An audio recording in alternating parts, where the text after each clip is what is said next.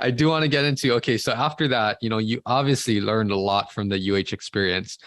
Where were you at kind of at that point, career-wise? And how did you kind of told me a little bit before, but for the listeners out there, how did you get this opportunity? And was this something that you always wanted to pursue, being in a big time school, learning from, legends in the profession? What were you thinking at that point when you were concluding your master's program? Yeah, a lot of people talk to me about how nice it must be here because they see the on-field, I guess, the product and they see the fanciness that we have here. We have the facilities and we have the cool gear and stuff like that. For me, it was the person that I was trying to work under, who was my current boss now, Coach Brad.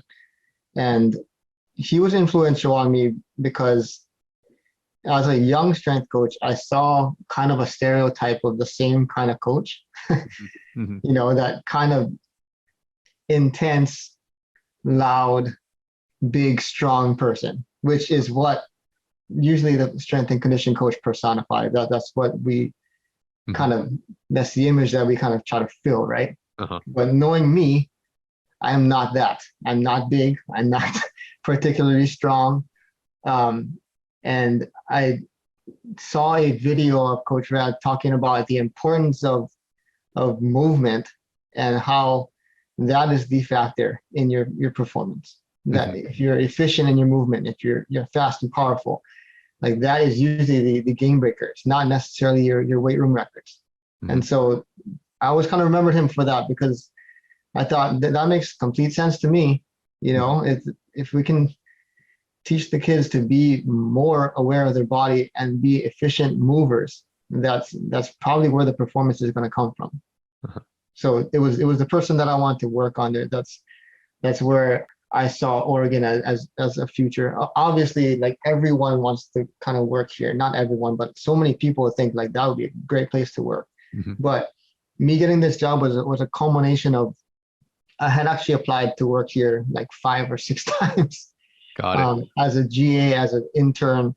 And obviously I didn't get those opportunities. But the most recent one, I was finalist for a GA spot and interviewed with the staff here. And they were super professional. But after they told me I didn't get the position here, I made sure that I called Coach Radcliffe on the phone. I just said, hey, thank you. It was genuine. I really was thankful to just talk to him because it was like, you see him, you read his books and then you see the videos and all that stuff. You see him present, and it's like it's cool to meet kind of legends in the sport, or in the field. And so I just called him and said, hey, thank you. I really, really had a good time talking to you. Hopefully I get to talk to you again. And I think that connection paid off in the future. When I applied for a full-time job, he told me, I remembered you. You were high on my list before. We just had someone that was just a little better than you, a little more experienced than you. But I think that paid off, just keeping a connection, not burning a bridge. And eventually I got this opportunity. And it was at the end of my GA term. I graduated and I didn't have a job. It's flimsy for a lot of us strength coaches. It's like the job pool is small compared to the amount of people that want to do this. And so a lot of us don't get that opportunity, and it was that one connection that I made with him that got me the opportunity or got me the chance to come here. So that was huge for me.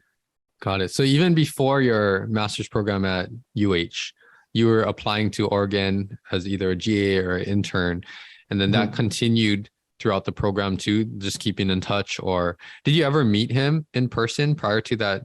No. Got it. But just talking to him, making that connection. And we were talking about it before we started recording. Like, I have his book too. I was looking through and I was like, yeah, I think a lot of people have his book, right? Yeah. He is one of the legends in the field. He's kind of like a pioneer to, how he looks at things. Also, I just only recently realized this, but Jim Radcliffe, his master's is in biomechanics. So, as most people know, that's the field that I'm studying too, biomechanics. And I think maybe that gives him that perspective of how crucial like movement efficiency is and all of this versus just, how much weight are you moving? What's your power output like? It's more the strategy of how are you actually accomplishing this?